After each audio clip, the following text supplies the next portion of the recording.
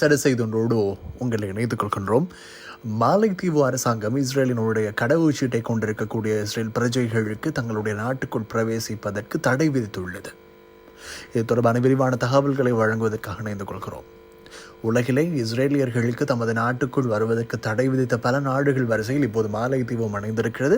அதன் அடிப்படையில் மாலைத்தீவினுடைய ஜனாதிபதி முகமது முர்சு அவர்களினுடைய அலுவலகம் உத்தியோகபூர்வமாக இதனை அறிவித்திருக்கிறது. மாலைத்தீவினுடைய பாராளுமன்ற மஜ்லிஸ் அதில் நிறைவேற்றப்பட்ட விசேட தீர்மானம் அந்த நாட்டின் பாதுகாப்பு சட்ட வரைவில் மிக முக்கியமான ஒரு சரத்தை புதிதாக இணைத்திருக்கிறது.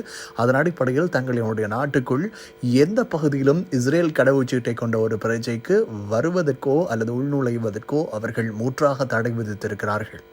அதன் அடிப்படையில் Saudi Arabia, Iraq, Iran, Pakistan உள்ளிட்ட பல நாடுகள் குறிப்பாக இஸ்ரேலியர்களுக்கு தங்களுடைய நாட்டுக்குள், பங்களாதேஷ், மலேசியா இவர்கள் தங்களுடைய தமது நாட்டுக்குள் வருவதற்கு இஸ்ரேல் பிரஜைகளுக்கு அனுமதி மறுத்திருக்கக்கூடிய நிலையில் அந்த வரிசையில் இப்போது மாலைத்தீவும் இணைந்து கொள்கிறது. முதற்கட்ட நடவடிக்கையாக 2024 ஆண்டினுடைய ஜூன் மாதத்தினுடைய நடுப்பகுதி அல்லது முதல் பகுதியில் இஸ்ரேலுக்கு எதிரான தடையினுடைய சில பகுதிகளை அமுலாக்கியிருந்தது மாலைத்தீவினுடைய அரசாங்கம். சுற்றுலாவை மாத்திரம் பிரதான தளமாக கொண்டு இயங்கக்கூடிய மாலைத்தீவு அரசாங்கத்தின் வருமானத்தில் மிகப்பெரிய ஒரு தொகையை ஐரோப்பிய நாடுகளினுடைய சுற்றுலா பயணிகளும் ஆசிய நாடுகளினுடைய சுற்றுலா பயணிகளும் கொண்டிருக்கின்றனர். மத்திய கிழக்கு நாடுகளைச் சேர்ந்த பல தேசங்களினுடைய பிரஜைகளும் இதில் உள்ளடங்குவர். எவ்வாறான போதிலும் இஸ்ரேல் பிரஜைகளுக்கு விதிக்கப்பட்டுள்ள தடை குறித்து பேசுகையில் மாலைத்தீவு ஜனாதிபதியினுடைய அலுவலகம் இன்னும் சில விடயங்களை தெளிவுபடுத்தியுள்ளது.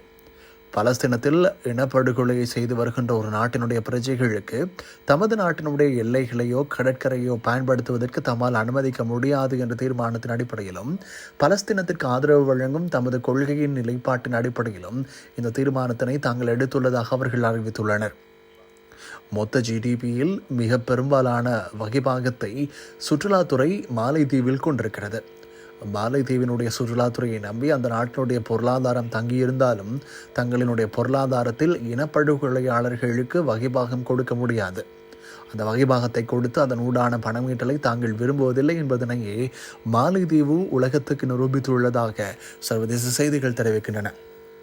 இந்த நிலையில் கொழும்பில் அமைந்திருக்கக்கூடிய மாலைத்தீவுகளுக்கான இஸ்ரேலினுடைய இணை தூதரகம் இது தொடர்பில் தகவல்கள் எதனையும் வெளியிடவில்லை.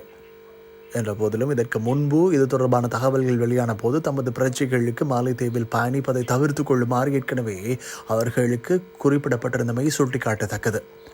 பங்களாதேஷிலும் இஸ்ரேலுக்கு எதிரான பாரிய ஆர்ப்பாட்டங்கள் வன்முறைகளாக மாறியிருந்த நிலையில் மாலைத்தீவினுடைய அறிவிப்பு வெளிவருகின்றமை சுட்டிக்காட்டத்தக்கது. மாலைத்தீவு என்ற இந்த புதிய நாட்டினுடைய இணைவு என்பது ஆசிய பிராந்தியத்தில் இஸ்ரேலுக்கு மிகப்பெரிய நெருக்கடியை ஏற்படுத்தி விடுகின்ற நாடுகளினுடைய அதிகரிப்பை காட்டுகிறது. தொடர்ந்து மனிதர்கள் அன்பான நேயர்களே.